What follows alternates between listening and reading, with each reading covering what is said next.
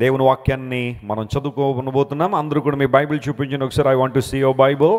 2024 సంవత్సరంలో ఒక నిబంధనలోకి వచ్చేసేయాలి. మనందరం దేవుని సన్నిధిలో కూర్చున్న ప్రతిసారి పరిశుద్ధ లేఖనాలు మన చేతుల్లో కలిగి ఉందాం. ఈ మాటలు గట్టిగా చెబుదాం. వాక్యమైన యేసయ్యా, నీ సేవకుని ద్వారా ఈ సంవత్సరానికి కావలసిన వాగ్దాన సందేశాన్ని నాకు అందించండి, నన్ను బలపరచండి, నీ కొరకు జీవించడానికి సహాయం చేయండి. యేసు నామములో అడుగుచున్నాను, ఆమెన్. నిర్గమకాండము 33వ అధ్యాయం. అందరూ కూడా బైబిల్ గ్రంథం తెరుద్దాం. The book of Exodus chapter 33 and let us read verse 13. 13వ వచనాన్ని ఈ 2024 సంవత్సరపు సందేశంగా మనం చదువుకుందాం. నిర్గమకాండం 33వ అధ్యాయం 13వ వచనం. కాబట్టి నీ కటాక్షము నా ఎడల కలిగిన ఎడల నీ కటాక్షము నా ఎడల కలుగునట్లుగా దయచేసి నీ మార్గమును నాకు తెలుపుము. అప్పుడు నేను నిన్ను తెలుసుకొందును.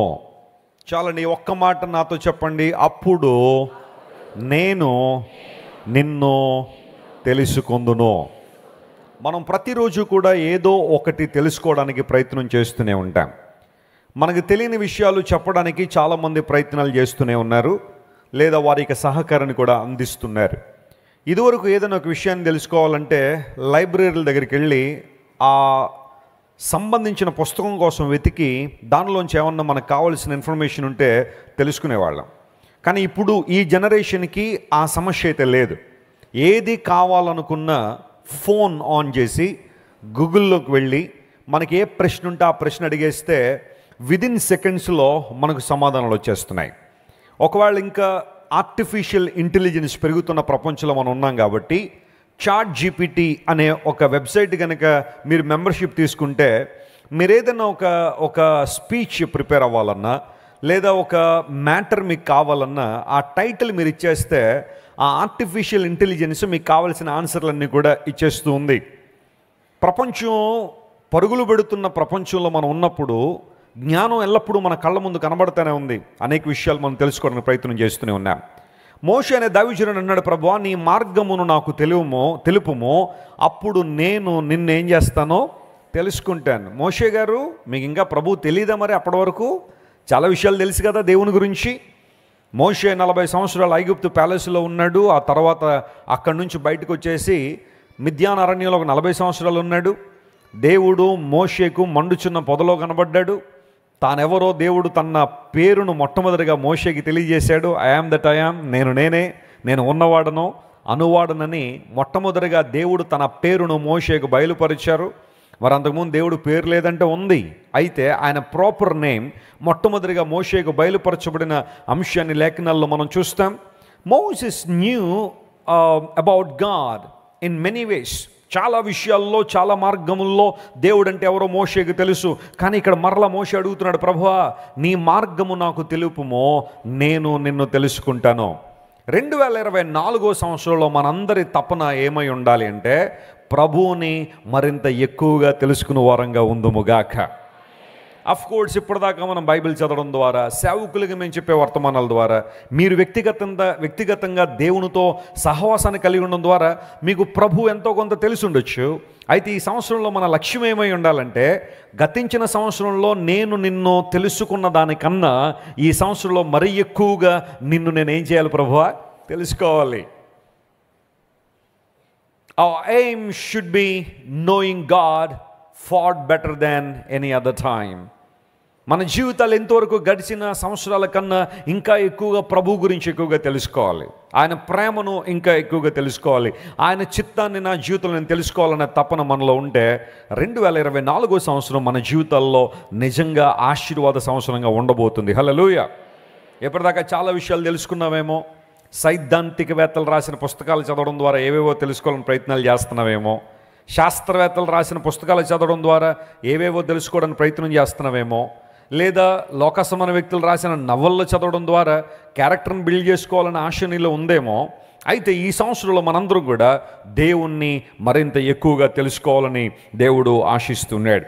ఒక దేవుని సేవకుడు ఇలా అంటాడు, knowing the world will give you livelihood, but knowing God will give you life అంటాడు. లైవ్లీహుడ్కి లైఫ్కి చాలా తేడా ఉంది. ప్రపంచాన్ని మనం తెలుసుకోవడం ద్వారాట జీవనోపాధి మనకు అర్థం అవుద్దట. అంటే ఈ జీవితాన్ని లేకపోతే ఈ శరీరాన్ని ఎలా పోషించుకోవాలో ప్రపంచం చెబుతుంది, కానీ అసలు సిస్సులనే జీవం గురించి తెలియాలంటే ఎవరి దగ్గరికి రావాలి? దేవుని దగ్గరికి రావాలి. ఎందుకంటే యేసు ప్రభువు వారు అన్నారు, I am the way and I'm the truth and I'm the life. నేనే మార్గమును, చెప్పండి అందరూ, నేనే మార్గమును, నేనే సత్యమును, నేనే జీవమును అన్నాడు. ప్రపంచాన్ని తెలుసుకోవడం ద్వారా లైవ్లీహుడ్ నీకు అర్థమవుతుంది, కానీ లైఫ్ అంటే ఏంటో తెలియాలంటే ఎవరి దగ్గరికి రావాలా? దేవుని దగ్గరికి రావాలి. Knowing God will give us life. Billy Graham అనే దేవుని సేవకుడు తెలియని వారు ఎవరు లేరు. ప్రపంచ చరిత్రలో దేవుని సువార్తను చాలా ఎక్కువగా వ్యాప్తి చేసిన సేవకులు కొంతమంది ఉన్నారు. వారిలో బిల్లీ గ్రామ్ గారు ఒకరు. బిల్లీ గ్రామ్ గారు ఒక సందర్భంలో ఏమంటారంటే, most of us know about God. Most of us know about God, but that is quite different from knowing God అంటాడు ఆయన. మనలో చాలామందికట దేవుని గురించి తెలుసట, కానీ దేవుడు తెలియదట చాలామందికి. దీన్ని కొంచెం ఎక్స్ప్లెయిన్ చేస్తే మీకు అర్థమవుతుంది. ఒక ప్రధానమంత్రి గారి గురించి మనందరికీ తెలుసు కదా. మన దేశాన్ని పరిపాలన చేసే ప్రధానమంత్రి గారు అంటే చిన్నపిల్లవాడు కూడా చెబుతాడు ఎవరని? మోడీ గారని కదా. కానీ మోడీ గారు మనందరికీ తెలుసు, కానీ మనం మోడీ గారికి తెలుసా? ఆయన మనకు తెలియడం వేరు, మనం వ్యక్తిగతంగా ఆయన తెలుసుకోవడం వేరు. వ్యక్తిగతంగా తెలుసుకోవడం అంటే అర్థం ఏంటంటే, మనం ఆయన ఎదురుగా నిలబడగానే మన పేరుతో ఆయన సంబోధించి ఎలా ఉన్నారండి అని అడగాల. అంతేగాని కొన్ని సందర్భాల్లో కొంతమంది పరిస్థితులు ఎలా ఉంటాయంటే, మాకు మోడీ గారు తెలుసు, మాకు ఎమ్మెల్యే గారు తెలుసు, ఎంపీ గారు తెలుసు అని అంటారు, కానీ తీరా వాళ్ళు ఎదురుగుండా వెళ్ళిన తర్వాత మీరు ఎవరండి అడిగితే ఉన్న పొరుగు అంతా అక్కడ పోతూ ఉంటుంది. నీకు వాళ్ళు తెలుసు, కానీ వాళ్ళకి నువ్వు తెలుసా అనేది ఆలోచించాలి. So most of us know about God, but that is quite different from knowing God. దేవుని తెలుసుకోవడం అనేది చాలా ప్రాముఖ్యమైన అంశంగా మనం గుర్తెరగాలి. మోషే అంటున్నాడు, ప్రభువా, I want to no more about you. మరో దేవుని సేవకుడు అంటాడు, knowing God is not about acquiring information, but developing a deep and intimate relationship with Him.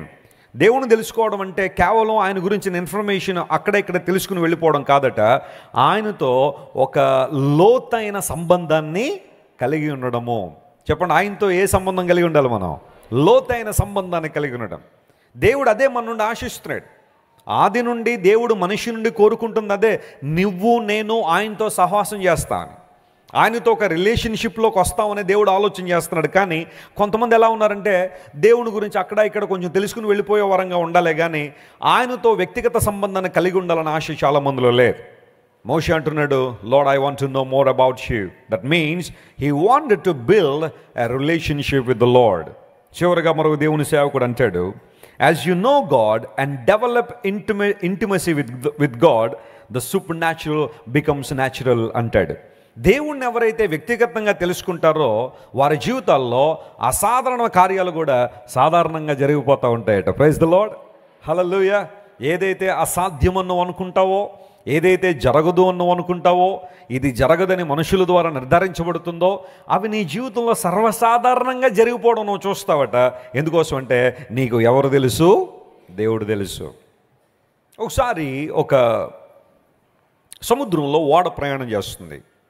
చాలామంది ఓడలో ప్రయాణం చేస్తున్నారు. క్రూజ్ జర్నీస్ చాలామంది చేస్తూ ఉంటారు. పెద్ద పెద్ద క్రూజులు ఉంటాయి, పెద్ద పెద్ద షిప్లు ఉంటాయి.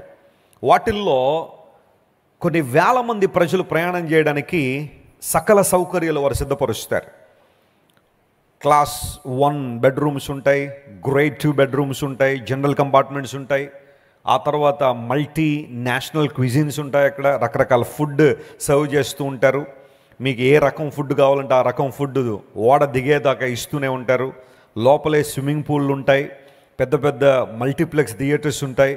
ఆ తర్వాత ఆ ఓపెన్ డెక్ దగ్గరికి వచ్చిన తర్వాత సముద్రం అంతా చూడడానికి అవకాశాలు ఉంటాయి.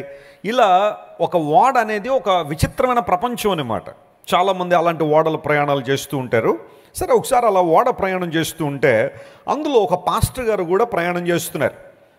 ఆదివారం వచ్చినప్పుడు ఆయన కెప్టెన్ దగ్గరికి వెళ్ళి ఇలా అన్నారు, అయ్యా ఒకసారి అందరికీ ఒక అనౌన్స్మెంట్ చేయాలి.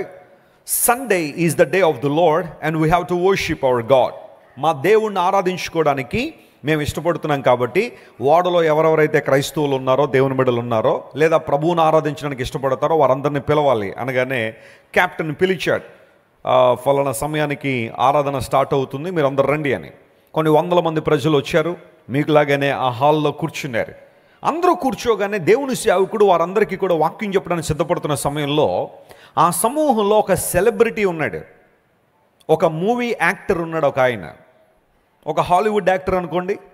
ఆయన పాస్టర్ గారి దగ్గరికి వచ్చి అడిగాడు, పాస్టర్ గారు మీరు నాకు టైం ఇస్తే నేను బైబిల్లోంచి ఒక కీర్తన చెప్పాలనుకుంటున్నాను. I want to recite Psalm 23 from the Bible if you allow me. దేవుని సేవకుడు అన్నాడు, దానిలో ఏముంది బ్రదర్, చెప్పండి పర్వాలేదు, దేవుని వాక్యం చెప్పడం కన్నా ఆధిక్యత ఉంది అని చెప్పి ఆ వ్యక్తికి మైక్ ఇవ్వగానే ఆయన ఒక యాక్టర్ కాబట్టి ఒక డ్రమాటిక్ వేలో 23వ కీర్తన అంతా చాలా చక్కగా మంచి హావభావాలతో ముఖ కవళికలతో 23వ కీర్తన అంతా చెప్పగానే అక్కడున్న వాళ్ళందరూ కూడా సంతోష సంభ్రమాశ్చర్యాలతో నింపబడి, wow this wonderful actor recited whole Psalm 23 అని చెప్పి అందరూ కూడా చాలా సంతోషంగా ఉన్నారు, అందరూ కూడా ఆశ్చర్యంగా ఉన్నారు. ఈ లోపల దేవుని సేవకుడు మైక్ తీసుకున్నారు. He was anointed man of God, అభిషేకం కలిగిన దైవజనుడు, పిలుపు కలిగిన దైవజనుడు, దర్శనం కలిగిన దైవజనుడు. ఆయన చేతిలో మైక్ తీసుకుని ప్రజలను అడిగారు, నేను కూడా అదే కీర్తన చెప్పనా అన్నాడు. చెప్పండి సార్, మైక్ మీ చేతిలో ఉంది కదా, మీరు ఏదైనా చెప్పొచ్చండి, పర్వాలేదు, 23వ కీర్తన చెప్పండి అన్నారు. దేవుని సేవకుడు వెంటనే తన స్వరాన్ని తెరిచి, యెహోవా నా కాపురు నాకు లేమి కలగదని ప్రారంభంలో నా మాటతో 6 వచనాలు కలిగిన 23వ కీర్తన ఆయన చెప్పడం ప్రారంభించారు. He did not add anything to that song. ఆ కీర్తనకి ఆయన ఇంకేమీ జత చేయలేదు, ఏ మాటలు ఆయన క్రోడీకరించలేదు. ఉన్నట్టుగా 23వ కీర్తన దైవజనుడు అక్కడున్న ఓడలో చెప్పగానే పరిశుద్ధాత్మ దేవుడు అక్కడున్న వారిలో చాలామంది జీవితాల్లో కార్యం చేయడం ప్రారంభించారు.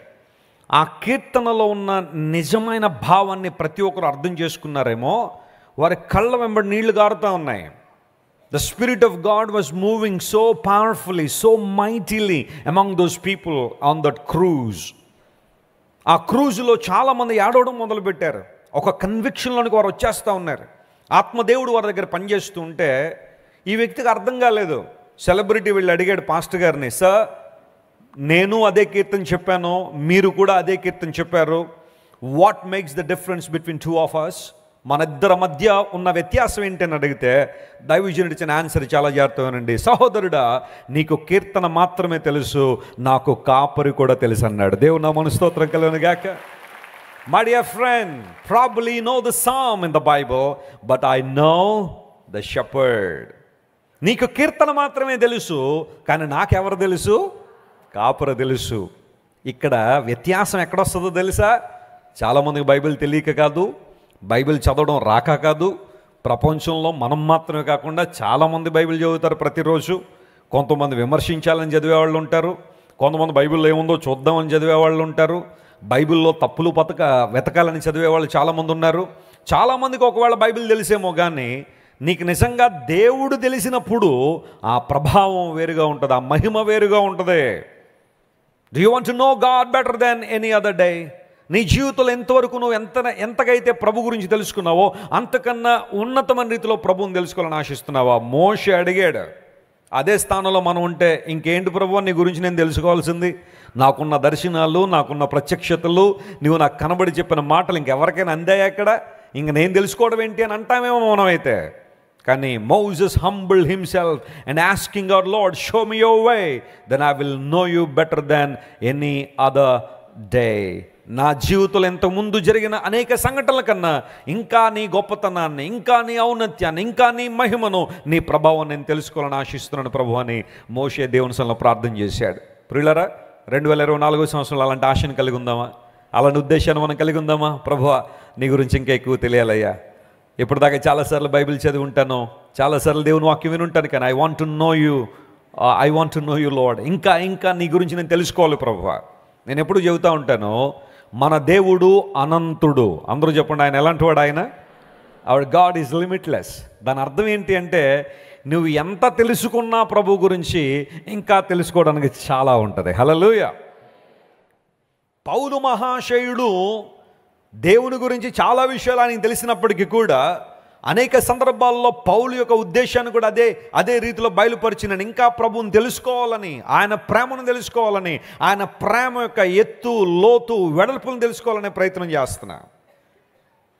మన దేవుడు అనంతుడు, శాశ్వతుడు, ఆయన గొప్పవాడు. కాబట్టి నువ్వు ఎంతగా ఆయన తెలుసుకోవాలనుకున్నా ఇంకా ఇంకా ఆయనలో తెలుసుకోవడానికి చాలా ఉంది. క్రైస్తవ జీవితం యొక్క పరిపక్వత దాని మీద ఆధారపడి ఉంది. You must be a matured Christian in 2024. నువ్వు పరిపక్వత కలిగిన క్రైస్తవుడిగా ఉండాలి. నీవు దేవునిలో ఎదిగే క్రైస్తవుడిగా ఉండాలి, ఫలించే క్రైస్తవుడిగా ఉండాలనే దేవునికి ఆలోచన. దేవాన్ని నేను తెలుసుకుంటాను ప్రభు అని ఎప్పుడైతే తన హృదయాన్ని మోషే దేవుని సన్నిధిలో కృమ్మరించాడో, దేవుడు మోషేకి 3 వాగ్దానాలు ఇచ్చాడు. And I'm telling you as a man of God, ఆ 3 వాగ్దానాలు కూడా ఈ రోజున మనం యేసయ్య నామంలో క్లెయిమ్ చేయబోతున్నాం. హల్లెలూయా.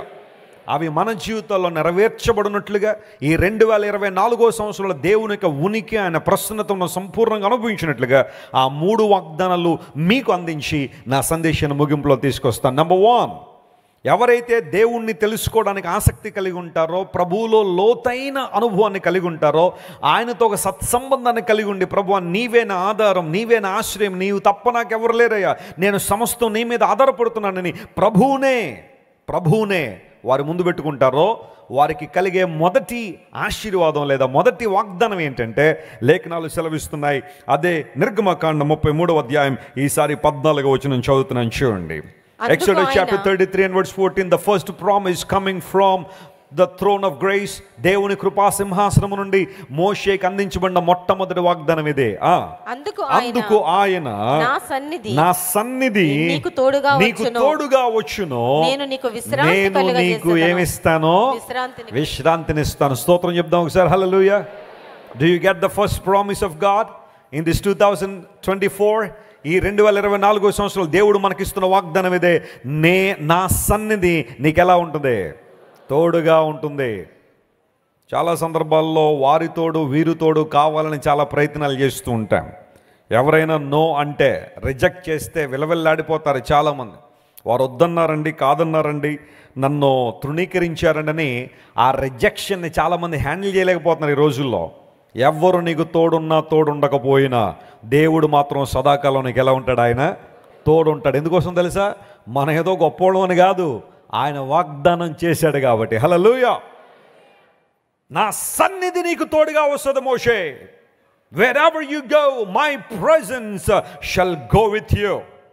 అంతకన్నా ఆశీర్వాదం ఏం కావాలి చెప్పండి? ఒక మనిషి జీవితంలో దేవుని సన్నిధిని కలిగి ఉండడం, ఆయన ప్రెజెన్స్ని కలిగి ఉండడం, ఆయన ప్రభావాన్ని కలిగి ఉండడం, మనం ఎక్కడికి వెళితే అక్కడ దేవుని సన్నిధిని మోసుకువెళ్ళడం కన్నా ఆధిక్యత మరొకటి ఉందా? హిబ్రూ భాషలో ప్రెజెన్స్ అనే మాటకు పనీం అనే పదం వాడారు. పనీం అనే పదం బైబిల్ గ్రంథంలో చాలాసార్లు మనకు కనబడతా ఉంటుంది. దేవుని సన్నిధి అనే ప్రసన్నత ఎంతో ఉన్నతమైంది. ఇప్పుడు చూడండి, ఒక పార్లమెంట్లోకి వెళ్ళామనుకోండి, అక్కడ ఎంపీలు అక్కడ ఉంటే ఆ ప్రెజెన్స్ అక్కడ ఉంటుంది, ఎంపీల ప్రెజెన్స్ అక్కడ ఉంటుంది కదా. ఒకవేళ మనం వైట్ హౌస్ వెళ్ళామనుకోండి, అమెరికన్ ప్రెసిడెంట్ అక్కడ ఉంటాడు, ఆయన ఉంటే ఆ ప్రెజెన్స్ వేరుగా ఉంటుంది అక్కడ. అప్పటిదాకా ఆ పని ఈ పని చేసుకునే వాళ్ళందరూ ఒక్కసారి ప్రెసిడెంట్ గారు వస్తున్నారనేసరికి చెప్పండి ఏం చేస్తారు? అందరూ అలర్ట్ అయిపోతారు. వైట్ హౌస్ పైకి కనబడేదానికన్నా లోపల ఎక్కువ ఉంటుందట. అండర్ గ్రౌండ్లో చాలా బిల్డింగ్ ఉంటుంది, చాలా రూమ్స్ ఉంటాయి. మనల్ని ఒక రూమ్లో కూర్చోబెట్టినప్పుడు ఒకవేళ అమెరికన్ ప్రెసిడెంట్ అపాయింట్మెంట్ కనుక ఇస్తే మనల్ని తీసుకెళ్ళి రూమ్లో కూర్చోబెడతారు. మన ఎదురుగుండా పెద్ద ద్వారం ఉంటుంది. మనం ప్రెసిడెంట్ గారు ఇందులోంచి వస్తారనుకుంటాం మనం. కానీ వెనకాల నుండి వచ్చేస్తాడంటే ఆయన వేరే డోర్ ఉంటుంది, అది సీక్రెట్ డోర్లు ఉంటాయి దానిలో. అది డోర్ అని కూడా మనకి తెలియదు. అందులోంచి వచ్చి ఆయన మన భుజం తట్టి హౌ ఆర్ యూ బ్రదర్ అంటాడు. ఆయన మీరు ఇందులోంచి వస్తారన్నారు అనుకో, ఈ ఎక్కడి నుండి వచ్చేసారు సార్ మీరంటే, మనకి చాలా సీక్రెట్ డోర్లు ఉంటాయి అంటాడు ఆయన వైట్ హౌస్లో. ఆయన రాగానే ఆ ప్రెజెన్స్ చాలా విచిత్రంగా ఉంటుంది కదా. నేను అమెరికన్ వైస్ ప్రెసిడెంట్ కలుసుకున్నాను, మైక్ పెన్స్ అని. ఆయన ఫోమో వైస్ ప్రెసిడెంట్. ట్రంప్ గారు తర్వాత ఆయనే ఉంటాడు ఎప్పుడు కూడా. ట్రంప్ గారు పరిపాలన చేసిన సమయంలో ఆయన క్రింద ఉన్న వైస్ ప్రెసిడెంట్. ఆయన ఒక కాన్ఫరెన్స్లో మాట్లాడుతుంటే ఆ కాన్ఫరెన్స్ అటెండ్ అయ్యాను నేను. 4 గంటల ముందు రమ్మన్నారు, లేదా కనీసం 2 గంటల ముందు వెళ్ళాలి. 4 అంచెల సెక్యూరిటీ దాటిన తర్వాత లోపలికి వెళ్ళిన తర్వాత కూర్చుంటే ఆయన వచ్చేసరికి ఆ ఏరియా అంతా కూడా అట్మాస్ఫియర్ చేంజ్ అయిపోయింది, పరిస్థితి అంతా మారిపోయింది. దేవుని సన్నిధి, ఆయన ప్రెజెన్స్ ఎంత గొప్పది. బైబిల్లో రాయబడింది, దేవుని సన్నిధిలో పర్వతములు కూడా మైనం వల్లే కరిగిపోతాయట. దేవుని నామమున స్తోత్రం కలుగునుగాక. That's the mighty presence of God. దేవుని యొక్క సన్నిధి, ఆయన ప్రభావం, ఆయన రాక మన జీవితాల్లో పర్వతాలాంటి సమస్యలు కూడా మైనులాగా కరిగించిపోయే అవకాశాలు ఉన్నాయి. దేవుడు అంత గొప్ప దేవుడు ఆయన. మానవునికి దేవుడిచ్చిన బహుమానం అంటూ ఏదైనా ఉంది అంటే ఆయన ప్రెజెన్స్ని దేవుడు మనకిచ్చాడు. నువ్వు ఎక్కడున్నా ప్రపంచంలో you can claim God's presence. అంటే అసభ్యకరమైన స్థలాల్లో నేను చెప్పట్లేదు, కానీ నువ్వు ఎక్కడికి వెళ్ళినా దేవుని సన్నిధిలో నువ్వు ప్రార్థన చేసినప్పుడు నీ చుట్టూ ఎవరున్నా లేకపోయినా, లార్డ్ ఐ నీడ్ యూ అని కనుక నువ్వు అంటే నీతో ఉండడానికి దేవుడు ఇష్టపడుతున్నాడు. You can claim God's presence everywhere. మోషే, నీవు నన్ను తెలుసుకుంటానన్నావు కాబట్టి, నేనేంటో తెలుసుకోవాలనే ఆసక్తి నీలో ఉంది కాబట్టి, ఇదిగో నా మొట్టమొదటి బహుమానం నీకు ఇస్తున్నాను. అదేంటో తెలుసా? నా సన్నిధి నీకు ఎలా ఉంటుంది? తోడుగా ఉంటుంది. నువ్వు ఎక్కడికి వెళ్తే అక్కడ మై ప్రెజెన్స్ నీతో ఉంటుంది. Shall we claim God's presence in this year? 2024 సంవత్సరంలో మన జీవిత కదలికల్లో దేవుని సన్నిధిని కోరుకుందామా? 2023 అంతా దేవుడు లేకుండానే తిరిగేసావేమో, దేవుని ప్రక్కన పెట్టే తిరిగేసావేమో నీ ఇష్టానుసారంగా. ఆయన రాని స్థలాలకు, అసభ్యకరమైన స్థలాలకు, అపరిశుభ్రమైన స్థలాలకు, అపరిశుద్ధమైన స్థలాలకు నువ్వు తిరిగేవేమో. కానీ in this year let us claim God's presence in our lives. మన జీవితాల్లో దేవుని సన్నిధిని కోరుకుందాం. దేవా, నువ్వు నాతో రండి ప్రభువా, నువ్వు నాతో వస్తే నా జీవితంలో ఆశీర్వాదాలు ఉన్నాయి. లేఖనాల్లో చాలా మాటలు ఎవరిని చెప్పడానికి సమయం లేదు. కయీను దేవుని సన్నిధిలో నుండి వెళ్ళిపోయాడని బైబిల్లో రాయబడింది. కయీను, దేవుడు ఆదాము హవ్వల్ని ప్రేమించే కుమారుని ఇచ్చాడు. కెయిన్ అనే పేరు పెట్టింది. కెయిన్ అంటే అర్థం ఏంటో తెలుసా? నేను ఒక మనుష్యుని సంపాదించుకున్నాను. అవ్వమ్మ గారు ఒక మనిషిని ఏం చేసిందట? సంపాదించుకుందని పేరు పెట్టింది కెయిన్ అనే మాటకు. బహుశా ఆమె ఆ పేరు పెట్టడంలో కయీను దేవుని చేతిలో వాడబడాలని, లేదా దేవుడు ఇచ్చిన బహుమానంగా కయీను ఉండాలని హవ్వ ఆశపడిందేమో. కానీ అపవాది కయీన్ను ప్రక్కదారి పట్టించేశాడు. ఒక వ్యక్తి ఎప్పుడు ప్రక్కదారి పడతాడంటే సాతానికి అవకాశం ఇచ్చినప్పుడు. ఒక అపరిశుభ్రమైన నీళ్లు తాగామనుకోండి, మన దేహానికి ఏమొస్తుంది? జబ్బు వస్తుంది. ఎక్కడ పడితే నీళ్ళు అక్కడ పడితే, ఎక్కడ పడిన నీళ్లు తాగేసి అపరిశుభ్రమైన నీళ్ళు తాగామనుకోండి, జబ్బు వస్తుంది. When you allow that water in to your body, that will create illness. మన తెలుగు రాష్ట్రాల్లో కొన్ని ప్రాంతాల్లో నీళ్లు బాగా లేనందువలన ఆ ప్రాంతంలో ఉన్న వాళ్ళందరికీ రకరకాల రోగాలు వస్తూ ఉంటాయి. వాటిని రాజకీయాల కోసం కూడా వాడుకునేవారు చాలామంది ఉన్నారు. అంతకన్నా దౌర్భాగ్యం మరొకటి లేదు. నల్గొండ అనే ప్రాంతం వెళ్తే ఫ్లోరిన్ ఎక్కువ ఉంటుంది వాటర్లో. అందును బట్టి ప్రజలందరికీ ఫ్లోరోసిస్ అనే వ్యాధి వస్తుంది. చేతులు కాళ్ళని వంకరలు తిరిగిపోయి ఉంటాయి వాళ్ళకి. ఎందుకోసం అంటే వాళ్ళు చిన్నప్పుడు తెలియక నీళ్ళు తాగేసి ఉండుంటారు, అవకాశాలు లేక తాగేసే వాళ్ళు ఉంటారు. ఆ నీళ్లు లోపలికి వెళ్ళిన తర్వాత ఏం చేస్తున్నాయి అన్నమాట? వారి దేహాన్ని వంకర టెంకరలు చేసేస్తూ ఉంటుంది. ఉద్దానం అనే ప్రాంతం ఉంది. రోజులో ఒక్కసారి నా పేపర్లో వస్తుంటుంది ఆ ప్రాంతం. రాజకీయాలకు బాగా వాడుతున్నారు ఆ ప్రాంతాన్ని. అక్కడున్న నీళ్లు తాగితేనట కిడ్నీల్లో ఇబ్బందులు వస్తూ ఉన్నాయి. మేము అది చేసాం, ఇది చేసాం, ఇది చేసాం, అది చేసాం, నువ్వేం చేసావు, నేను ఇది చేశానన్నాయి దెబ్బలాట్లే. కానీ అక్కడున్న ప్రజలకు మేలు చేద్దామన్న ఆలోచన మరి ఎంతమందికి ఉందో నాకే తెలియదు. కానీ ఇప్పుడు ఏవో కొన్ని మేలులు జరుగుతున్నట్టుగా పేపర్లో నేను చదివాను. నేను రాజకీయాల గురించి మాట్లాడడం ఇక్కడ లేను. కానీ అక్కడ వాటర్ తాగడం ద్వారా కొంతమందికి ఏమొస్తున్నాయి అన్నమాట? కిడ్నీ సమస్యలు వస్తూ ఉన్నాయి. అపరిశుభ్రమైన నీళ్లు తాగడం వలన రకరకాల శ్వాసకోశ సంబంధమైన వ్యాధులు ఎదుర్కొనే వాళ్ళు కూడా చాలామంది. ఎందుకోసం తెలుసా? Those people are loving those water into the body. అపవాది ఎప్పుడు మనల్ని పాడు చేయగలడో తెలుసా? అపవాది ఎప్పుడు మనల్ని ప్రక్కదోర పట్టించగలడో తెలుసా? అపవాది ఎప్పుడు మనల్ని దేవుని మార్గంలోంచి పక్కకి నెట్టేస్తాడో తెలుసా? మనం అపవాదికి ఏమిచ్చినప్పుడు? చోటు ఇచ్చినప్పుడు. చాలా సందర్భాల్లో అపవాదికి చోటు ఇస్తున్నావేమో నువ్వు కదా. దేవుని లేఖనం సెలవిస్తూ ఉంది, అపవాదిని ఎదిరించుడి, అప్పుడు వాడు మీ యొద్ద నుండి ఏం చేస్తాడు? పారిపోతాడు. కానీ మనం అపవాదిని ఎదిరించకుండా మనం ఏం చేస్తున్నామంటే అపవాదిని ఇన్వైట్ చేస్తున్నాం. అందును బట్టే కదా నీ జీవితంలో ఒక భయంకరమైన సమస్యతో నువ్వు బాధపడుతూ ఉండొచ్చు. నిరాశ నిస్పృహలోనికి నువ్వు వెళ్ళిపోతూ ఉండొచ్చు. ఒక మోసయుక్తమైన పరిస్థితుల్లో నువ్వు పడిపోవడానికి కారణం అపవాదికి అవకాశం ఇచ్చావేమో. 2023 సంవత్సరంలో బహుశా అపవాదికి చోటిచ్చి నువ్వు ఎన్ని విధాలుగా నష్టపోవాలో అన్ని విధాలుగా నష్టపోయావేమో. కయీను దేవుని సన్నిధిలోంచి వెళ్ళగొట్టబడ్డాడు. కారణం ఉండదు తెలుసా? అపవాది శోధనకు కయీను లొంగిపోయాడు. తన బలిని దేవుడు అంగీకరించలేదని, తన తమ్ముడని హేబేలు బలిని దేవుడు ఏం చేశాడు? అంగీకరించాడు. అరే, నేను ఇచ్చిన దేవుడు ఎందుకు తీసుకోలేదు, నాలో ఏమైనా పొరపాటు ఉందని దేవుడిని అడుగుంటే దేవుడు చాలా చక్కగా సమాధానం చెప్పుండేవాడు. కయ్యను పరిస్థితి ఇదయ్యా, అందును బట్టి నీ బలిని నేను స్వీకరించలేదు, నీ తమ్ముడు ఇలా చేశాడు, నీ తమ్ముడి జీవితం బాగుంది, అతని ప్రవర్తన బాగుంది కాబట్టి అతడిచ్చిన సాక్రిఫైస్ నేను అంగీకరించాను, నీవు కూడా నీ జీవితాన్ని మార్చుకో, నెక్స్ట్ టైం ఆ సాక్రిఫైస్ బొట్టరా నేను అంగీకరిస్తానని దేవుడు ఖచ్చితంగా చెప్పుండేవాడే. కానీ తను సాక్రిఫైస్ దేవుడు అంగీకరించలేదని చెప్పి తన తమ్ముడిని ఏం చేశాడు? చంపేశాడు. చాలాసార్లు ఆ సందర్భాన్ని మనం చదువుతూ ఉంటే కయ్యను బలిని దేవుడు ఎందుకు అంగీకరించలేదని ఆలోచన చేస్తే కయ్యనులో సత్క్రియ లేదు అని బైబిల్లో రాయబడింది. కయ్యను హృదయం దేవుని ఎదుట సరిగా లేదు. నీ హృదయం సరిగా లేకుండా, నీ బ్రతుకు సరిగా లేకుండా నువ్వు దేవునికి ఏమి ఇచ్చినా ఎన్నిచ్చినా వాటి వలన ఏమి లేదు, ప్రయోజనం లేదు. దేవుడు వాటిని స్వీకరించడేమో. ఏబేలు దేవుని యొక్క చిత్తాన్ని గ్రహించిన వాడై, నా తల్లిదండ్రులు పాపం చేయడం ద్వారా ఏదైనా తోటలోంచి బయటకు వచ్చేశారు, మరలా మేము దేవుని మహిమలోనికి వెళ్ళాలంటే, ఆయన సన్నిధిలోకి వెళ్ళాలంటే రక్త నిబంధన అవసరమై ఉన్నదని చెప్పి ఒక గొర్రె పిల్లను పట్టుకొచ్చి దేవునికి బలిగా అర్పించాడు. He has something awareness about God. దేవుని గురించి నాకు అవగాహన హేబేలులో ఉంది కాబట్టి దేవుడు హేబేలు బలిని అంగీకరించాడు. కయ్యను హేబేలుని చంపేసిన తర్వాత బైబిల్లో రాయబడింది, కయ్యను దేవుని సన్నిధిలో నుండి బయటికి వెళ్ళిపోయాడట. నోదు దేశము అనే దేశానికి వెళ్ళిపోయాడు.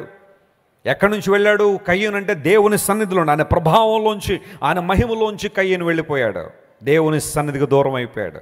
అందును బట్టి ఆ తర్వాత కయ్యను గురించిన సమాచారం మనకి బైబిల్లో కనబడదు.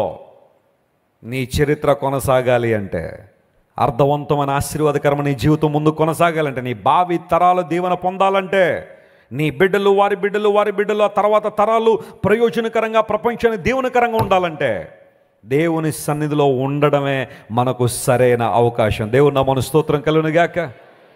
కయ్యను సన్నిధిలోంచి వెళ్ళిపోయాడట. గాడ్స్ ప్రెజెన్స్ని తృణీకరించి వెళ్ళిపోయాడు. కయ్యను గురించిన సందర్భాల్లో ఇక ఆ తర్వాత మనకు కనబడవు. అయితే దేవుడు మాట్లాడుతున్నాడు, ఎవరైతే దేవుని సన్నిధిని పాపాన్ని చేయడం ద్వారా పోగొట్టేసుకున్నారో దేవుడు మరలా వారందరికీ ఒక ఆఫర్ ఇస్తున్నాడు. నా సన్నిధిలో నిలిచి భాగ్యమును మీకు ఇస్తాను అని జకర్యా గ్రంథం 3వ అధ్యాయం 7వ వచనంలో దేవుడు మాట్లాడాడు. The book of Zechariah chapter 3 and verse 7 the Bible says, దేవుని లేఖనం సెలవిస్తూ ఉంది, నా సన్నిధిలో నిలిచి భాగ్యము నీకిత్తును. చివరి మాట మనం చెబుతా మాట అక్కడ కనబడుతుంది. దేవుడు మరొక్కసారి ప్రజలను పిలుస్తున్నాడు, ఇంకెంతకాలం నాకు దూరంగా ఉంటారు, ఇంకెంతకాలం నువ్వు దూరంగా బ్రతుకుతారు, రండి నా సన్నిధిలో నిలిచే భాగ్యాన్ని మీకు ఇస్తున్నాను అని దేవుడు పిలిచినప్పుడు ఎవరైతే ఆయన దగ్గరికి వస్తున్నారో వారందరూ భాగ్యవంతులని బైబిల్ సెలవిచ్చింది. స్తోత్రం చెప్పండి, హల్లెలూయా. ఇప్పుడు ఆ మాటను ఇలా అర్థం చేసుకుందాం. అందరూ నా వైపు చూడండి ఒకసారి, అందరూ కూడా. ఓకే, నా సన్నిధిలో నిలిచు భాగ్యము నీకు ఇస్తానన్నాడు కదా, ఆ మాటను ఇలా అర్థం చేసుకుందామా? ఎవరైతే దేవుని సన్నిధిలో నిలుస్తారో వారే భాగ్యవంతులు. హల్లెలూయా. నీ భాగ్యం నీ డబ్బు మీద కాదు ఆధారపడింది, నీ భాగ్యం నీకున్న చదువు మీద కాదు ఆధారపడింది, నీవు దేవుని సన్నిధిలో ఉన్నావా లేదా, గాడ్స్ ప్రెజెన్స్ నీతో ఉందా లేదా, ఆయన సన్నిధిలో నువ్వు నివసిస్తున్నావా లేదా అన్న దాని మీద నీ భాగ్యం ఆధారపడి ఉంది. అలా కాని పక్షంలో లోక సంబంధమైన అనుభవాలు, లోక సంబంధమైన ఆధిక్యతలు, లోక సంబంధమైన భోగభాగ్యాలు ఎంతవరకు వస్తాయంటే నీవు ఈ భూమి మీద జీవించినంతకాలం మాత్రం ఉపయోగపడతాయేమో కానీ అవి నీకు నిత్యత్వాన్ని ఇవ్వలేవు. ఈ రోజుల్లో ఎంతోమంది డబ్బు సంపాదన మాయలో పడి, ధన మోసాల్లో పడి, ఐహిక విచారాల్లో పడి దేవునికి దూరం అయిపోతున్న వారు చాలామంది ఉన్నారు. ఎందుకు బాబు దేవుని మందిరానికి రావడం లేదు అంటే, డబ్బు సంపాదిస్తున్నాను సార్, కొంచెం డబ్బు సంపాదనలో ఉన్నాను, కొంచెం అన్నీ సంపాదించేసుకున్న తర్వాత, కూడబెట్టేసిన తర్వాత, సెటిల్ అయిపోయిన తర్వాత అప్పుడు ఎక్కడికి వస్తానో దేవుని సన్నిధికి వస్తాననేవాళ్ళు లేరా? రానిస్తాడు అప్పుడు అపవాది నిన్ను. అక్కడి నుంచి మళ్ళీ నిన్ను ఇంకో ఉచ్చులో తీసుకెళ్తాడు, అక్కడి నుంచి మరొక బంధకాలు వేస్తాడు నీకు. ఏదో విధంగా నువ్వు దేవునికి దూరం అయిపోవాలని అపవాదికి ఆలోచన. లోకంలో అసలు సిసలైన భాగ్యవంతులు ఎవరంటే దేవుని సన్నిధిలో నిలిచేవారు అని బైబిల్ సెలవిస్తూ ఉంది. కీర్తనకారుడు అన్నాడు, ప్రభువా జీవ మార్గము నువ్వు నాకు తెలియజేశావు, నీ సన్నిధిలో ఏముంది? సంపూర్ణ సంతోషం ఉంది. స్తోత్రం చెప్దాం. నిజమైన సంతోషం, సంపూర్ణమైన ఆనందం ఎక్కడుందట? దేవుని సన్నిధిలోనే. అలాంటి ఆనందాన్ని అనుభవించగలుగుతున్నామా? ప్రసంగం ఒక అరగంట ఎక్కువైపోయిందంటే మనకి ఎక్కడలేని మూలుగులన్నీ వచ్చేస్తుంటాయి. మనకి తల్లిదండ్రులు బతిపాలు తీసుకొస్తారు కుమార్తెను, అమ్మ రా అమ్మ, ఇది మరి మొదటి రోజు కదమ్మా, నువ్వు ఉండాలమ్మా దేవుని సన్నిధిలో అంటే, మీకోసం వస్తున్నాను నేను, లేకపోతే నేను రానట్టుగా వచ్చి కూర్చుని ఎన్ని గంటలకు అయిపోద్ది? 1 గంట 1:30కి అయిపోద్దమ్మా. ఆ 1:30 దాటిన తర్వాత ఒక నిమిషం దాటేసిన వాళ్ళ అమ్మ వైపు కోపంగా చూస్తూ ఉంటుంది. చెప్పానా? వదిలిపెడతారా వాళ్ళు అంత ఈజీగా? ఎంతమంది దొరికితే వదిలిపెడతారు వాళ్ళు? అస్సలు వదిలిపెట్టరు. అందును బట్టి నా ప్లాన్లన్నీ చెడగొట్టేశాను అన్నట్టుగా తల్లి వైపు తండ్రి వైపు కోపంగా చూస్తూ ఉంటుంది. ఎందుకంటే దేవుని సన్నిధిలో ఆనందించడం ఆమెకు రావట్లేదు, ఇష్టం ఉండట్లేదు. అదొక సినిమా చూసేటప్పుడు ఎలా ఉంటుంది చెప్పండి ఆనందం? ఒక అసభ్యీకరణ ప్రాంతాల్లో ఉన్నప్పుడు మనుషులకు ఆనందం ఎలా ఉంది? ఇదే సమయాన్ని చాలామంది యవనస్తులు ఎక్కడ గడుపుతున్నారు ఈరోజు? ప్రభుత్వాలు ఎన్ని కట్టడలు చేసినా, ప్రభుత్వాలు ఎన్ని రకాలుగా ప్రజలను కంట్రోల్ చేద్దామని ప్రయత్నం చేసినా, ఈరోజు ఢిల్లీలో భయంకరమైన డ్రగ్స్ దొరికేశాయి. కొన్ని వేల కోట్ల రూపాయలట డ్రగ్స్ అవన్నీ. ఎందుకంటే 31st నైట్ యూత్ అందరికీ పంచేయాలి ఆ డ్రగ్స్ అన్నీ కూడా. ఆనందించాలా. ఇప్పుడు గనక ఆనందించి తాగి తన్నలాడి ఊగిసలాడితే సంవత్సరం అంతా ఎలా ఉంటుంది? అలాగే ఉంటుంది. సంవత్సరం అంతా ఊగచ్చు, తోగచ్చు, తాగచ్చు. జాగ్రత్త సుమా, అపవాది వేస్తున్నాడు చాలామంది జీవితాల్లో. ఆ బంధకాల్లోకి తీసుకెళ్ళిపోతున్నాడు చాలామందిని. యవనస్తులు చాలామంది నూతన సంవత్సరం రాగానే మరి ఏమనిపిస్తుందో, రోడ్ల మీద బైక్ల మీదకి ఎక్కి ఇంకా విస్తారమైన స్పీడ్ పెట్టేసి నడుపుతూ ఉంటారు. వాళ్ళు వెళ్ళి ఏదో లైట్ స్తంభాన్ని ఢీకొట్టో, లేకపోతే ఒక డివైడర్ని ఢీకొట్టో వాళ్ళ తలకాయలు బద్దలవుతున్నాయి. కొన్ని సందర్భాల్లో ఎవరో ఇలాంటి ప్రార్థనల నుంచి వెళ్తున్నవారు ఎవరైనా రోడ్డు మీద మెల్లగా వెళ్తున్నవారు వాళ్ళని ఢీకొట్టడం ద్వారా వాళ్ళకి ఇబ్బందులే కదా. సరదా ఏమవుతుందంటే జీవితాలు పాడు చేస్తూ ఉంది. నీ ఆనందం ఎక్కడా? నీ సంతోషం ఎక్కడా? ఎక్కడ నువ్వు ఆనందించాలని కోరుతున్నా? నాన్నగారు చెప్తుంటారు ఒక దేవుని సేవకుని గురించి. ఎక్కడో మీటింగ్కి వెళ్ళి వచ్చి పాస్టర్ గారిని నీళ్లు పెట్టమని, భోజనం వండమని చెప్పి ఆయన గదిలోకి వెళ్ళి ప్రార్థన చేసుకుని ఈ సమయాన్ని ఎందుకు వేస్ట్ చేయాలని. ఈ లోపల ఆమె వంట వండేసింది, నీళ్లు వేడి చేసింది. వచ్చి చూసేసరికి పాస్టర్ గారు ప్రార్థన చేసుకున్నారు, డిస్టర్బ్ చేయకూడదని చెప్పి ఆ గుమ్మం దగ్గర కూర్చుంది, తలుపు దగ్గర. ఆ రాత్రి గడిచిపోయింది, తెల్లవారుజాము అయిపోయింది, మళ్ళీ ఆ రోజంతా గడిచిపోయింది. ఆయన మాత్రం బయటకు రావట్లే, ప్రార్థనలో ఉన్నాడు ఆయన.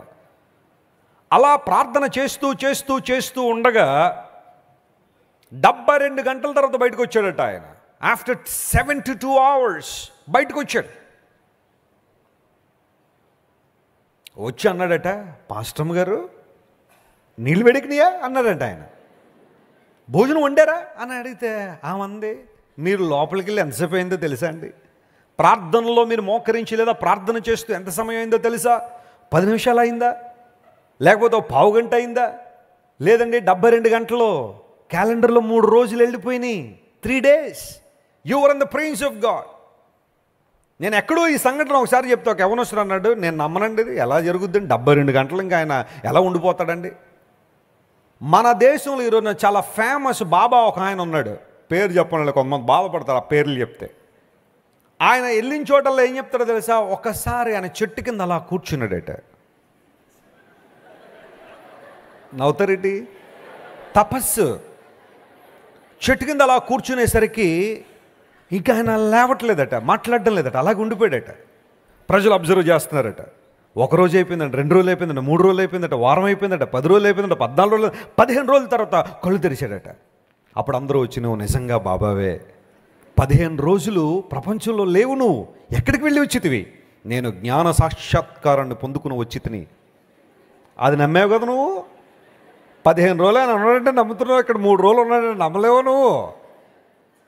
చాలామందికి ఇలాంటి ప్రశ్నలు ఎక్కువ. 72 గంటలండి, అబ్బే నేను నమ్మనండి. నీకు రాదని చెప్పి ఇంకోళ్ళు చేయరని ఎందుకంటావు నువ్వు? అలాగా 72 గంటలంటే నీకు ఎక్కువ. సేవకుడు దేవునిలో లీనమైపోయాడు, పరిశుద్ధాత్మ శక్తితో నింపబడి ప్రభువుతో ఐక్యపరచబడి 72 గంటలు ప్రార్థనలో ఉండి బయటకు వచ్చి 10 నిమిషాలు అయిందా అని అడిగాడు. ఆ దావీదురాలి కళ్ళం నీళ్ళు వచ్చేసినాయి. అయ్యా దేవుని మందిరంలో మీరు, దేవుని సన్నిధిలో మీరు ఇమ్మర్స్ అయిపోయి ఇప్పుడు 3 రోజులైంది. యోహాను భక్తుడు అదే విషయాన్ని రాస్తూ, ప్రభువు దినమందు నేను ఏమైపోయానో ఆత్మవశుడయ్యాను అన్నాడు. దేవుని వశమైపోయాడట, మర్చిపోయాడు. ఇంక అన్నీ కూడా ఈ భౌతిక సంబంధమైన ఇవన్నీ ప్రక్కన పెట్టేశాడు, ప్రభువుతో ఐక్యపరచబడ్డాడు. మన భక్తి జీవితం ఎలా ఉంటుందంటే, పావు గంట ప్రార్థన చేసిన తర్వాత 5 గంటలు అయిందండి, ఎంత చేసేసానండి నేను ప్రార్థన, భారతదేశం ఎలా నడిచిపోతుందంటే నేను చేసిన ప్రార్థనేనండి. 5 గంటలు చేసేసినట్టు ఫీలింగ్ ఉందండి. నువ్వు చేసింది పావు గంట కూడా లేదు అక్కడ. ఈమె ఫీలింగ్ ఎంత అయిపోయిందట అప్పుడే, 5 గంటలు. నువ్వు దేవుళ్ళు ఎదుగుతున్న సూచనలు కాదవి. Immersing into the presence of God, దేవుని సన్నిధిలో సంపూర్ణ సంతోషాన్ని అనుభవించడం అదే. అలాంటి అనుభవంలోకి వద్దామా? ఎంతమంది ఇష్టపడుతున్నారు 2024వ సంవత్సరంలో? Praise God. దేవుణ్ణి తెలుసుకోవడం ద్వారా, ఆయన్ని మరింత ఎక్కువగా తెలుసుకోవడం ద్వారా ప్రభు మాట్లాడుతున్నాడు, నా సన్నిధి నీకు ఎలా వస్తుంది? తోడుగా వస్తుంది. ఆయన ఆ భాగ్యాన్ని మనకిచ్చాడు, సంపూర్ణ సంతోషాన్ని మనకి ఇస్తున్నాడు. Let's come to the second promise, రెండో వాగ్దానం. మోషే వలే నీ మార్గాన్ని కనుపరుచు ప్రభువా, I would like to stick to your way and I would like to know you better. నేను ఇంకా ఎక్కువగా నేను తెలుసుకోవాలని ఆశపడుతున్నాను. ఎవరైతే తమ డిజైర్ని దేవుని దగ్గర ఎక్స్ప్రెస్ చేస్తున్నారో వారు పొందుకునే రెండవ ఆశీర్వాదం ఏంటో బైబిల్ సెలవిస్తూ ఉంది. ఆ మాటను చదువుదాం, చూడండి. అదే 33వ అధ్యాయం నిర్గమకాండం, ఈసారి 17వ వచనాన్ని చదవండి. కాగా యెహోవా, 33వ అధ్యాయం 17వ వచనం. కాగా యెహోవా, నీవు చెప్పిన మాట చొప్పున చేసేదను. నీ మీద నాకు ఏం కలిగింది? కటాక్షము కలిగింది. ఈ మాట నాతో అందరూ చెప్పండి. నీ మీద నాకు కటాక్షము కలిగెను. ఎవరు చెప్తున్నారు ఈ మాట? ఎవరు? దేవుడు చెప్పాడు కదా, మోషేతో మాట్లాడుతున్నాడు. మోషే, నీ మీద నాకు కటాక్షం కలిగింది మోషే. కటాక్షము అనే మాట ఇంగ్లీష్లో అక్కడ ఆ ట్రాన్స్లేషన్లో గ్రేస్ అనే పదం, నీ మీద నాకు కృప కలిగింది మోషే. వాస్తవానికి ఇశ్రాయేలు ప్రజల యొక్క దౌర్భాగ్య స్థితిని బట్టి దేవుడు వారిని గద్దిస్తున్నాడు. నేను మీతో రాను అన్నాడు దేవుడు.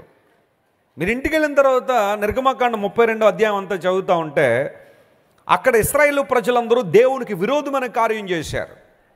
యాపిస్ బుల్ అంటే ఒక దూడను, బంగారు దూడను తయారు చేసేసుకుని ఐగుప్తులోంచి మమ్మల్ని బయటికి తీసుకొచ్చింది ఇదే అని చెప్పి ఒక బంగారు దూడను ఆరాధించడం ప్రారంభించారు. ఆవులను దూడలను ఆరాధించడం అక్కడ నుంచే స్టార్ట్ అయింది ఐగుప్తులోనే. మమ్మల్ని తీసుకొచ్చిన దేవుడు ఇదే. దేవునికి చాలా కోపం వచ్చింది. తన ఉగ్రతను తన తన తన బిడ్డల మీద కృమ్మరించాలనుకున్నాడు.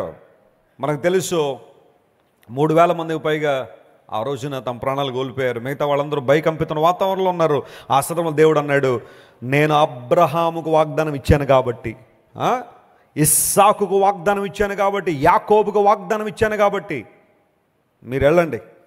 నేను వేరొక దూతను ఎవరినైనా పెట్టి మిమ్మల్ని నడిపించేస్తాను, కానీ ఇంక నేను మీతో రాను. ఇప్పటిదాకా మీతో వచ్చాను కానీ ఇంక నేను రాను. ఎందుకంటే నా వాల్యూ మీకు తెలియట్లా, నా యొక్క ఔన్నత్యాన్ని మీరు అర్థం చేసుకోవట్లేదు. మీరు వెళ్ళండి, ఒక దూతను నేను పెట్టి పంపించేస్తాను. ఎందుకంటే వాళ్ళకి మాట ఇచ్చాను కాబట్టి ఇంకా ఆ మాట నిలబెట్టుకోవాలని నేను అనుకుంటున్నాను కాబట్టి వెళ్ళండి అంటే, మోషే అన్నాడు, ప్రభు అలా కాదయ్యా, ఇప్పుడు నువ్వు రాకపోతే ఎలానైనా మా పరిస్థితి, అందరూ ఏమనుకుంటారు నాయన.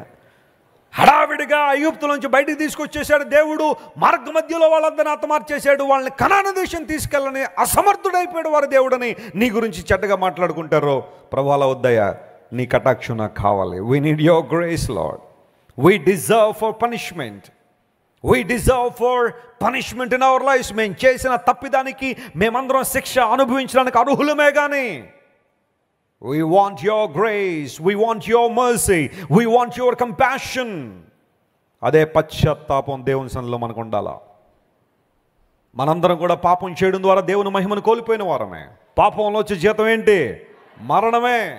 కానీ దేవుడు తన కృపను మన మీద కృమ్మరించాడు కనుక ఆయన మరణము నుండి మనల్ని ఏం చేస్తున్నాడు? ఆయన తప్పించి నిత్య రాజ్యానికి వారసులుగా చేశాడు. నేను మరలా చెబుతున్నాను, ఎన్నిసార్లు ఏం చెబుతానో, మనం ఈ రోజున ఇలా ఉన్నాము అంటే అది ఎవరి కృప? దేవుని కృప మాత్రమే. Only by God's grace.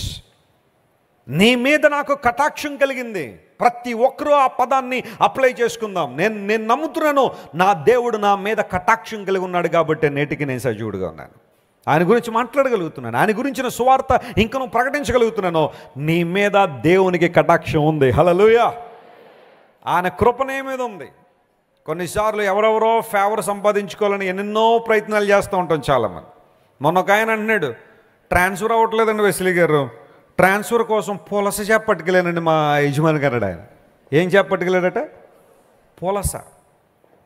పులస సముద్రంలో ఉంటే దాన్ని ఏమంటారు? విలస కదా. ఆ ప్రాస ఒకటి బాగుంటుంది, గుర్తుపెట్టుకోండి, రాసేసుకోకండి కానీ గుర్తుపెట్టుకోండి.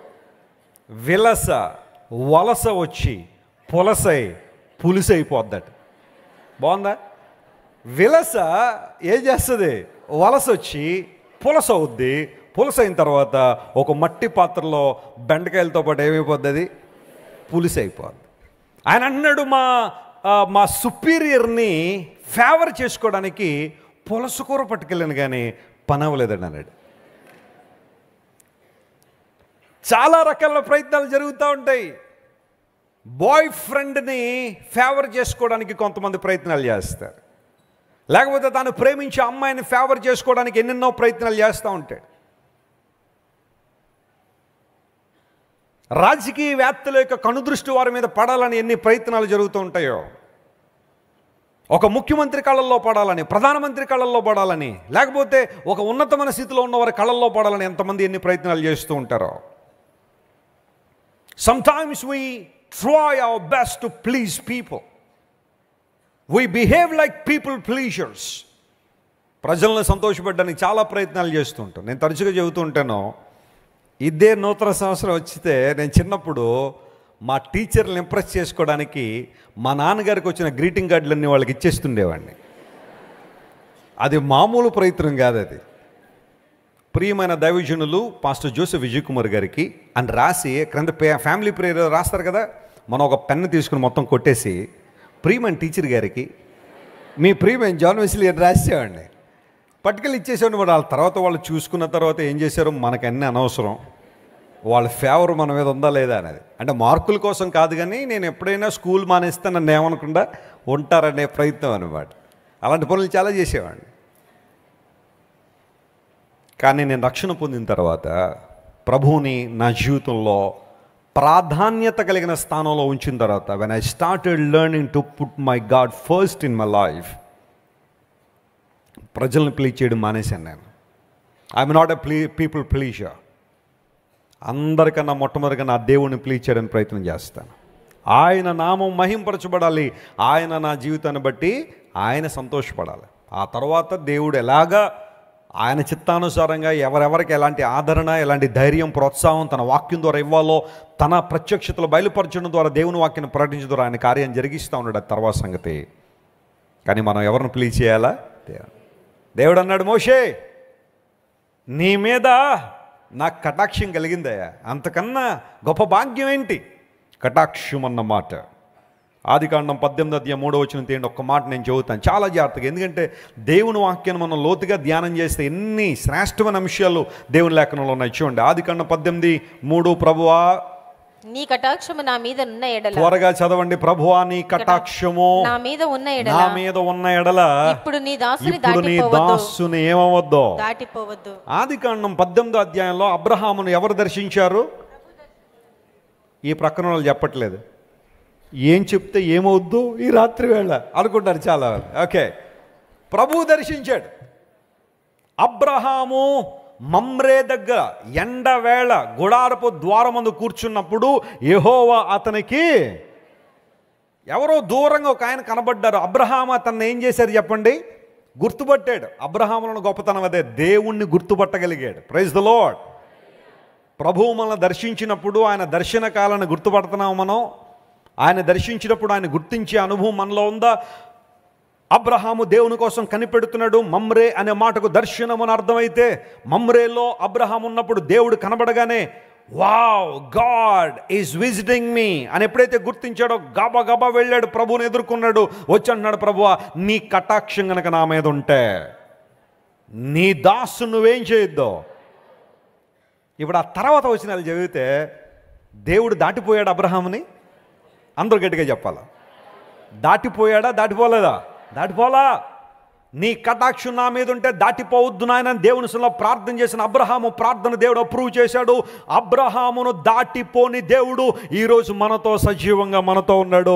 మనల్ని దాటిపోని మన దేవుడు. హల్లెలూయా.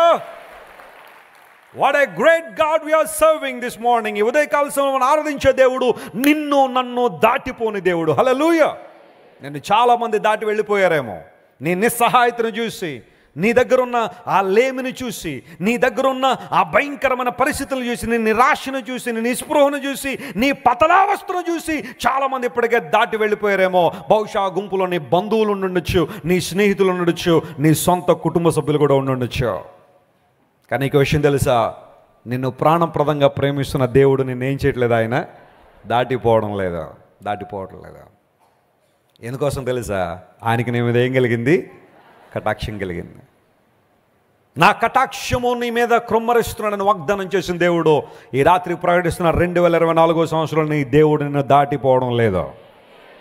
నమ్మిన వారు దేవుని స్తోత్రం చెప్దాం గట్టిగా. Hallelujah. He standing for you. ఆయన నీ కోసం నిలబడబోతున్నాడు. ఆయన చెయ్యాలనుకున్న సంకల్పాన్ని నెరవేర్చి వెళ్తాడు. అదే 18వ అధ్యాయంలో దేవుడు వాగ్దానం చేసేసాడు. నెక్స్ట్ ఇయర్ ఈ టైంకి వస్తాను, శారా గర్భంలో ఎవరుంటారో కుమారుడు ఉంటాడు. అంతే. God declared his blessing. ఎవరైనా ఆపగలిగారా? దేవుడు ప్రకటించి వెళ్ళిన తర్వాత అబ్రహాం ఆశీర్వాదం ఎవరైనా ఆపగలిగారా? ప్రకటిస్తున్నా, నీ ఆశీర్వాదం నీదే. హల్లెలూయా. నీ ఆశీర్వాదాన్ని మరెవ్వరూ ఆపలేరు. కారణం ఏంటో తెలుసా? నిన్ను ఆశీర్వదించే దేవుడు నేను దీవించాలని సంకల్పించాడు కాబట్టి. బహుశా నువ్వు బాగుపడకూడదని చాలామంది కోరుకునే వాళ్ళు ఉంటారేమో ప్రపంచంలో. నువ్వు ఉన్నతమైన స్థితికి రాకూడదని చాలామంది ఆకాంక్షించే వాళ్ళు ఉంటారేమో. నువ్వు ఆరోగ్యంగా ఉండకూడదని కోరుకునే వాళ్ళు కొంతమంది ఉంటారేమో. అందరూ అలా ఉంటారని అనట్లేదు, కానీ కొంతమంది ఉంటారేమో. నువ్వు బాగుపడడం చాలామందికి ఇష్టం కాకపోవచ్చు, కానీ నీ దేవుడు నీ పక్షంగా నిలబడి నిన్ను ఆశీర్వదించాలని, దీవించాలని, నిన్ను నిలబెట్టాలని, తన మహిమ కొరకు వాడుకోవాలని దేవుడు సంకల్పిస్తే ఆయన నిర్ణయాన్ని ఎవ్వరూ ఏం చేయలేదు చెప్పండి? మార్చలేరు. ఎరికో రోడ్డు ప్రక్కన బర్తిమై కూర్చున్నాడు. అతనుకున్న 2 అన్ఫార్చునేట్ థింగ్స్ ఏంటంటే, ఒకటి గుడ్డివాడు, రెండవది భిక్షగాడు. అందరూ అందులు భిక్షగాళ్ళు కాదు, అందరూ భిక్షగాళ్ళు గుడ్డివారు కాదు ప్రపంచంలో. బర్తిమైకి 2 ఉన్నాయి. గుడ్డివాడట, రెండవది భిక్షగాడు. ఎరుకో త్రోవ ప్రక్కన కూర్చొని అడుక్కుంటున్నాడు. ప్రతిరోజు అతను అడుక్కునే విధానం ఏమై ఉంటుందంటే, ఒక క్లాత్ తన ముందు వేసుకుని, ఐలారాంలారా కొంచెం ధర్మం చేయండి, ఏదో ఒకటి నాకు మేలు చేసి పెట్టండి అని చాలామంది అడిగినవాడు ఆ రోజు తన యొక్క మాటలు మార్చాడు. ఎందుకంటే ఆ మార్గంలో ఆ రోజున యేసు ప్రభు వెళ్తున్నాడని విన్నాడు. He heard about Jesus and started crying, "Oh Jesus, son of David, have mercy on me." నా మీద కటాక్షం ఉంచు ప్రభువా. తెలుగు బైబిల్లో కరుణించుము అని కేకలు వేశాడు. కానీ ఆ మాటను కటాక్షం అనే పదాన్ని కూడా మనం వాడొచ్చు. దేవా నీ కటాక్షము నా మీద ఉండ దయచేయమని ప్రార్థన చేశాడు. వెంటనే చుట్టుపక్కల వాళ్ళందరూ, బాబు ఊరుకో, ఏంటి ఆ కేకలు ఏంటాయి? ప్రభు నీ నీ నీ మాటలు వింటాడు అనుకుంటావు, నీ కేకలు వింటాడు ఆయన? యేసు ప్రభు ఎంత బిజీ ఉంటాడు ఆయన. ఆయన మీద పడేవాళ్లే చాలామంది ఎక్కువ ఉన్నారు. స్వస్థతల కోసం, అద్భుతాల కోసం ఆయన వెళ్తుంటే, ఆయన వస్త్రపు చెంగులు ముట్టుకోవాలని చాలామంది ప్రయాసపడుతుంటే, నువ్వు ఎక్కడో రోడ్డు ప్రక్కన కూర్చుని నన్ను కరుణించని కేకలు వేస్తున్నావు. నీ కేకలు వృధా అయిపోతాయి. నువ్వు అరుస్తున్న అరుపులు వృధా అయిపోతాయి. దేవుడు నిన్ను పట్టించుకోడు అని బహుశా చాలామంది దగ్గరికి వెళ్ళి ఓరకుండుమని బ్రతిమాలలేదట. ఏం చేశారట? గద్దించారట, రిబ్యూక్ చేశారట. స్టాప్ క్రాయింగ్, స్టాప్ షౌటింగ్ అని చాలామంది భర్తిమైని గద్దిస్తే, భర్తిమై ఒకటి అనుకున్నాడు, పోతే పోయింది వీడితో మన ఫ్రెండ్షిప్. ఈరోజు అరుస్తాడు గట్టిగా నా మీద. నాకు అసలు సిసలని మేలు చేసేది ఎవరు? ప్రజలు నా గురించి అరవగలరేమో, కానీ నా కన్నులు తెరవజగలిగిన మాత్రం దేవుడే కదా. నా కేకలు ఆయనకు వినబడాలని మరీ ఎక్కువగా ఏం చేశారట? అదే దేవుని గురించి ఎక్కువగా తెలుసుకోవడం అంటే. హల్లెలూయా. ఆయనకు దగ్గరగా రావడం అంటే అదే. సమాజం వద్దంటున్నా, చుట్టుపక్కల వాళ్ళు వద్దంటున్నా, బంధువులు వద్దంటున్నా, స్నేహితులు వద్దంటున్నా, ప్రభువు కొరకు నిలబడ్డాడు బర్తిమై. అలాంటి సాహసం నీలో ఉందా? దేవుని కొరకు సాహసం చేసే తలంపు నీలో ఉందా? ఏమ్మా ఎందుకు రాలేదు దేవుని మందిరానికి? మా ప్రక్కింటోళ్ళు వద్దంటున్నారండి. ప్రక్కింటోళ్ళు వద్దన్నంత మాత్రం నువ్వు మానేసావంటే నీ భక్తి ఎలా ఉందన్నమాట. అసలు బలంగా లేదు నీ భక్తి. నా ఫ్రెండ్స్ ఏమనుకుంటారోనండి, ఒక ఆయన మన మందిరానికి వచ్చేవాడు, రావడం మానేశాడు. బ్రదర్ ఏంటా మందిరానికి రావట్లేదంటే, నేను ఒక కాలేజీలో ప్రొఫెసర్గా పనిచేస్తానండి, మా కాలేజీలో పిల్లలందరూ మీ దగ్గరికే వస్తారండి, అందరూ బట్టి నేను ఆ చర్చికి రానండి అన్నాడు ఆయన. మరి రేపొద్దున వీళ్ళందరూ పరలోకానికి వస్తారు, నువ్వు ఎక్కడికి వెళ్తావు ఆయన? మా కాలేజీ పిల్లలందరూ పరలోకానికి వచ్చారు కనుక ఎక్కడ నరకం అని దూకుతా వెళ్ళి? లేదు కదా, మరి అక్కడ ఉండాలి కదా. ఇక్కడ కలిసి లేనివాడు అక్కడ ఏముంటావు నువ్వు పరలోకంలో? మా తోటికోడలు వస్తుంది కాబట్టి నేను క్రైస్తవ సెంటర్కి రాను. మా ఆఫీసులో నాతో దెబ్బలాట పెట్టుకునేవాడు ఇక్కడికే వస్తాడు కాబట్టి నేను అక్కడికి రాను. తప్పు, అలాంటి మానేసే. నువ్వు ఇక్కడికి వచ్చేది ఎందుకోసం? ఎవరిని ఆరాధించడానికి? దేవుని ఆరాధించడానికి.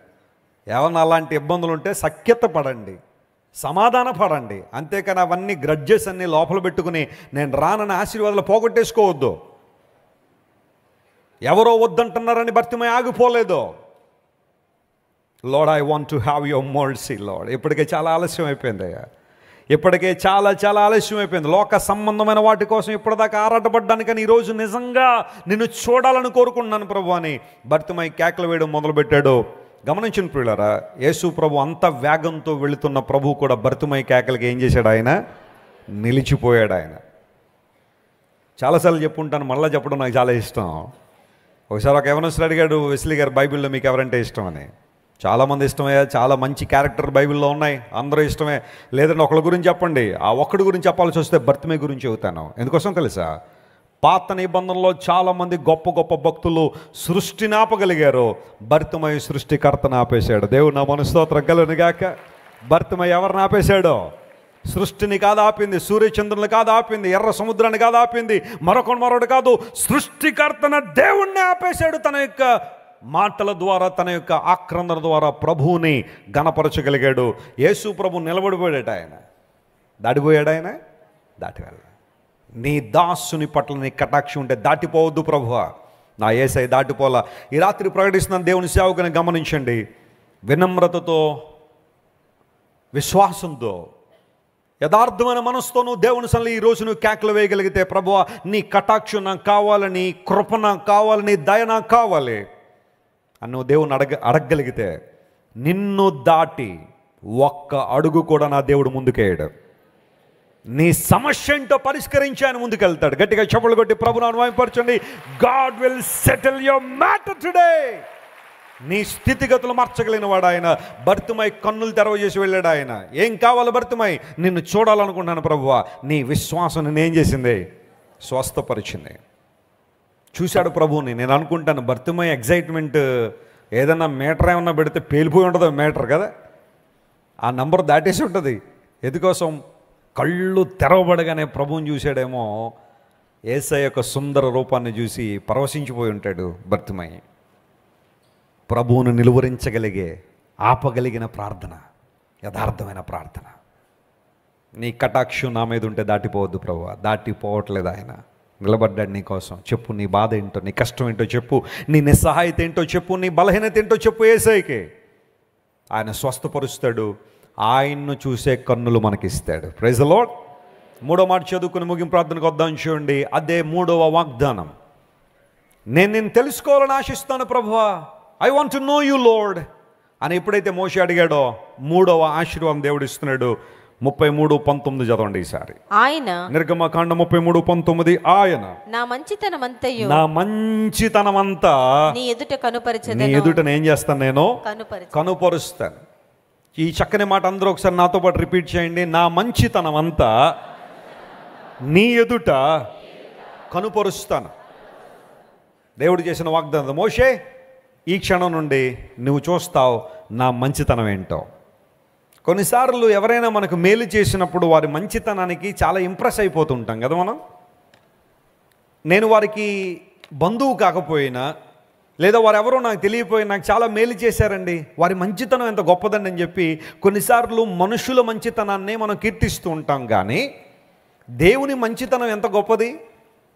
అనేక సందర్భాల్లో మనం వింటున్నాం, మీలో ఎవరికైనా కుమారుడు ఉంటే ఆ కుమారుడు మీ దగ్గరికి వచ్చి, డాడీ నాకు రొట్టె కావాలంటే మీలో ఎవరైనా రొట్టెకు బదులుగా మీ కుమారుడికి రాతినిస్తారా? లేదు బాబు, రొట్టె అడిగోగాని లేదు, నేను ఇదిగో రాయి కొంచెం కొరుకుని తిన్నాయని ఇస్తారా ఎవరైనా? ఎవరు కదా. మీ కుమారుడు మీ దగ్గరికి వచ్చి డాడీ నాకు ఎగ్ కావాలి, గుడ్డు కావాలంటే మీరు ఎవరైనా తేలిచ్చారా? స్కార్పియన్ ఇచ్చారా ఎగ్గుకు బదులుగా? ఎప్పుడు ఇవ్వలేదు కదా. మీలో ఎవరైనా మీ కుమారుడు ఉంటే ఆ కుమారుడు మీ దగ్గరికి వచ్చి డాడీ నాకు ఒక ఫిష్ కావాలి, ఒక చేప కావాలంటే మీరు ఎవరైనా పామునిచ్చారా? ఇవ్వలేదు కదా. అంటే గుడ్డుకు బదులుగా తేలును కానీ, చేపకు బదులుగా పామును కానీ, రొట్టెకు బదులుగా రాయిని కానీ ఇవ్వలేదే మీరు. మీరు స్వాభావికంగా చెడ్డవారైనప్పటికీ కూడా మీ పిల్లలు, మీరు కనిన మీ పిల్లలకి మీరు ఏమి ఇవ్వాలనుకుంటున్నారు? ఇప్పుడు మంచివి ఇవ్వాలనుకుంటే పరలోకపు తండ్రి ఆయన స్వభావ సిద్ధంగా మంచివాడు, ఆయన ఇంకెంత మంచి చేస్తాడో. స్తోత్రం చెప్పండి, హల్లెలూయా. చెడ్డోడే మంచి చేస్తే మంచోడు ఇంకెంత మంచి చేస్తాడు. అదే అక్కడ దేవుడు హైలైట్ చేయాలనుకున్న పాఠం అదే. Our God is good God, hallelujah. ఆయన మంచి దేవుడు. ఆయన తన మంచితనం అంతా మనకేం చేస్తాడట, ఆయన కనుపరుస్తాడు. మన క్రైస్ట్ సెంటర్లో ప్రైజ్ అండ్ వర్షిప్ చాలా పవర్ఫుల్గా ఉంటుంది. మీలో చాలామంది ఎక్స్పీరియన్స్ చేస్తున్నారు ప్రభువుని ఆరాధించడానికి. అప్పుడప్పుడు ఆ ప్రైజ్ అండ్ వర్షిప్లో చాలా మంచి పాటలు పాడుతుంటాం మనం. మంచి దేవుడు, మంచి దేవుడు, మంచి దేవుడు, దేవుడు నాకు. పాడదాం ఒకసారి అందరం కలిసి, ఎవ్రీబడి రెడీ? పెద్ద కష్టమేం కాదు కదా, లిరిక్ చాలా ఈజీ కదా. Ready, start, 1 2 3 go. మంచి దేవుడు, మంచి దేవుడు, మంచి దేవుడు, దేవుడు నాకు. యేసు దేవుడు, యేసు దేవుడు, యేసు దేవుడు, దేవుడు నాకు. ఇంగ్లీష్లో పాడదాం. Oh God is good, oh God is good, oh God is good, God is good to me. Hindi, Yesu అచ్చా హై, యేసు అచ్చా హై, యేసు అచ్చా హై, అచ్చా హై ముజుకో. చెప్పండి, యేసయ్య ఎవరికి మంచోడో? మనకు మంచోడు. నేను ఒకసారి ఇజ్రాయెల్లో కాన్ఫరెన్స్కి అటెండ్ అయితే అక్కడ ఈ పాట అందరూ పాడుతూ ఉంటే ఆఫ్రికన్ ఒక ఆయన వచ్చాడు. మా లాంగ్వేజ్లో పాడినా అన్నాడు. పాడేవా అన్నాం. వెంటనే ఆయన ఎక్కి పాడుతున్నాడు.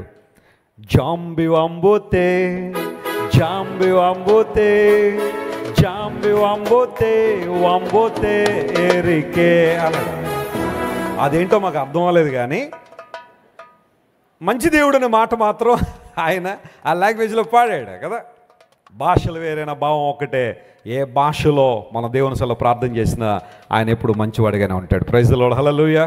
God is good in your life. God is good in my life. God has been so good so far in our lives, and He remains good in our lives in this year also and in the future. మన భవిష్యత్తులో మనకెప్పుడు మంచి చేయాలనే ప్రయత్నం చేసిన దేవుడు ఆయన. ఇంకొక reference చెప్పి ముగించుకుందామా? రాజుల మొదటి గ్రంథం 8వ అధ్యాయం 56వ వచనం తీయండి ఒకసారి. ఆ ఒక్క మాట మీకు చెప్పి నా అంశాన్ని ముగింపులో తీసుకొస్తాను. రాజుల మొదటి గ్రంథం 8వ అధ్యాయం 56వ వచనం, దానిలో ఈ మాట రాశారు. చదవండి అమ్మ త్వరగా, చదవండి. 8:56. సొలొమోను తాను చేసిన వాగ్దానం అంతటిని బట్టి చూడండి, ఇశ్రాయేలీయులకు తన జనులకు నెమ్మది దయచేసిన, ఎట్లనగా తాను చేసిన వాగ్దానమును బట్టి ఇశ్రాయేలీయులకు తన జనులకు నెమ్మది దయచేసిన యెహోవాకు స్తోత్రము కలిగి ఉండును. తన దాసుడైన, చూడండి ఆ మాట అండర్లైన్ చేసుకుని, ఆ మాట కోసం నేను చదివిస్తున్నాను ఈ మాట. తన దాసుడైన మోషే ద్వారా ఆయన చేసిన శుభ వాగ్దానములో. ఏ వాగ్దానం అంటే? దేవుని వాగ్దానాలు ఎలాంటివి? శుభ వాగ్దానములలో ఒక మాటైనా తప్పిపోయినది కాదు. ఒక్క మాటైనా ఏమలేదట, తప్పిపోలేదు. నమ్మిన వారు దేవుని నామమున స్తోత్రం చెప్దాం గట్టిగా, హల్లెలూయా. అసలు ఈ మాట చదివినప్పుడు నాకు గూస్ బంప్స్ వస్తాయి. ఇప్పుడు దేవుని వాగ్దానాలు చదువుతూ ఉంటే దేవుడిచ్చిన శుభ వాగ్దానాల్లో ఒక్కటి కూడా ఏమేమలేదట. ఇప్పుడు ఈ వాగ్దానం ఎవరి ద్వారా చేశారంట? ఆయన ఆ పైన చదివాం కదా, ఎవరి ద్వారా చేశాడు? మోషే ద్వారా. మోషే ద్వారా దేవుడు చేసిన ఒక్క వాగ్దానం కూడా, శుభ వాగ్దానాలు ఒక్కడు కూడా తప్పిపోతే, ఇప్పుడు చూడండి, ఇప్పుడు నేను ఎవరినో ఒక వ్యక్తిని పంపించాను మీకు మేలు చేయమని, ఆ వచ్చినోడే మీకు బాగా మేలు చేస్తే నేనే కనుక వస్తే ఇంకెంత మేలు చేస్తాను? ఆ మాట అర్థం చేసుకోవాలి. మోషే ద్వారా దేవుడు పలికిన శుభ వాగ్దానాల్లో ఒక్కటి కూడా గతించకపోతే దేవుడే స్వయంగా వాగ్దానం ఇస్తే ఆ వాగ్దానం ఇంకెంత బలంగా ఉంటుందో మీరు ఆలోచించేయండి. హల్లెలూయా. తన భక్తుల ద్వారా పలికిన మాటలనే దేవుడు నెరవేర్చడానికి ఆయన అంత ఆరాటపడుతుంటే తానే స్వయంగా పలికిన మాటలు నెరవేర్చడానికి దేవుడు ఇంకెంత ఆరాటపడతాడో ఆలోచించేయండి. యేసయ్య అన్నాడు, ప్రయాసపడి భారం మోసుకొంచిన సమస్త జనులారా నా దగ్గరికి రండి, నేను మీకేమిస్తాను. ఆయన దగ్గరికి వచ్చిన వారు విశ్రాంతి పొందుకుని వెళ్తారు, అంతే. ఇంక అందులో వేరే ఆలోచన లేదక. ఎందుకోసం తెలుసా? ఆయన ఇచ్చిన వాగ్దానం చాలా గొప్పది. మోషే ద్వారా పలికిన వాగ్దానాలే దేవుడు నెరవేర్చగలిగాడు అంటే తాను స్వయంగా ఇచ్చిన వాగ్దానాలు నెరవేర్చడానికి దేవుడు ఇంకెంత మంచివాడో. అక్కడ శుభ వాగ్దానములో అనే మాట మనం చూస్తాం. హిబ్రూ భాషలో మంచి అంటే తోఫ్ అంటారు. తోఫ్ అనగా మంచి. గుడ్ మార్నింగ్ అని చెప్పాలనుకోండి, బుకర్ తోఫ్ అనాలి హిబ్రూలో చెప్పాలనుకుంటే. ఇప్పుడంతా 1:20 అయింది కదా. మార్నింగ్ లేవగానే హిబ్రూలో మీరు ఎవరికైనా విషయం చెప్పాలంటే బుకర్ తోఫ్ అంటే గుడ్ మార్నింగ్ అని. బుకర్ అంటే మార్నింగ్, తోఫ్ అంటే గుడ్ అని. మీ భర్త గారు మంచిగా పాట పాడారు అనుకోండి, తోఫ్ అనండి. నవ్వుతారేంటి? అది హిబ్రూ పదం అది. ఓకే, నీ భార్య చాలా చక్కగా ఏమన్నా పని చేసింది అనుకోండి, తోఫ్ అనండి. హిబ్రూలో తోఫ్ అంటే మంచి అని. శుభ వాగ్దానం, వాగ్దానాన్ని హిబ్రూలో దబార్ అంటారు. తోఫ్ దబార్ అనే మాట అక్కడ వాడబడింది. అంటే శుభ వాగ్దానము. దేవుని వాగ్దానాలు మనకి ఎప్పుడు ఎలాంటివి చెప్పండి? మంచివే. పౌలు అంటాడు, బైబిల్లో రాయబడిన ప్రతి వాగ్దానం కూడా యేసు ప్రభువులో అవును అన్నట్టుగానే ఉందన్నాడు. అంటే క్రీస్తు ప్రభు ద్వారా బైబిల్లో రాయబడిన ప్రతి వాగ్దానాన్ని మనం ఏం చేసుకుంటాం అన్నమాట? స్వతంత్రించుకోగలం. దేవుడు శుభ వాగ్దానాల్లో ఒక్కటి కూడా తప్పిపోలేదు. నా మంచితనం అంతా నీకు ఏం చేస్తాను నేను. 2024 is the year God is going to display His goodness into your life. ఒకవేళ ఇంతవరకు కీడులను అనుభవించిన పరిస్థితి, నిరాశ, నిస్పృహ, రోగాలు, ఇబ్బందులు, ఉపద్రవాలు, భయంకర పరిస్థితులు ఉన్నాయేమో, please trust the lord. Year of confidence 2024. నమ్ముదాం, విశ్వసిద్దాం, ప్రభునందు నిశ్చయత కలిగి ఉందాం. 2024 సంవత్సరంలో దేవుడు తన మంచితనం అంతా మన జీవితంలో ఏం చేయబోతున్నాడు? ఆయన కనుపరచబోతున్నాడు. నేను నమ్ముతున్నాను, మీరు నమ్ముతున్నారా మాట? ఆమేన్, హల్లెలూయా, ప్రైజ్ ద లార్డ్. మోషే, ప్రభువా నేను తెలుసుకోవాలనుకుంటున్నానంటే దేవుడు అన్నాడు, మోషే నువ్వు ఆ ప్రార్థన చేసావు కదా, నేను చాలా ఇంప్రెస్ అయ్యాను. నీకు 3 బహుమానాలు ఇద్దాం అనుకుంటాను వాగ్దానాలు. 1, నా సన్నిధి నీకు తోడుగా వస్తుంది. 2వది, నా కటాక్షం నీకు కలిగింది. 3వది, నా మంచితనం అంతా నీ జీవితంలో ఏం చేస్తాను. ఈ 3 వాగ్దానాలు ఈ సంవత్సర కాలంలో దేవుడు మన సంఘంలో ఉన్న ప్రతి ఒక్కరి జీవితంలో, ఈ మాటలు ఆన్లైన్లో కొన్ని వేల కుటుంబాలు బహుశా వింటూ ఉండొచ్చు, లేదా ఒకవేళ వారు ఎక్కడికైనా వెళ్ళొచ్చిన తర్వాత అయినా ఈ మాటలు వింటూ ఉంటాయి. Claim these promises for this year and 2024 will be the year are is the year of confidence. May the lord bless you all. దేవుడు మిమ్మల్ని అందరినీ దీవించి ఆశీర్వదించును గాక.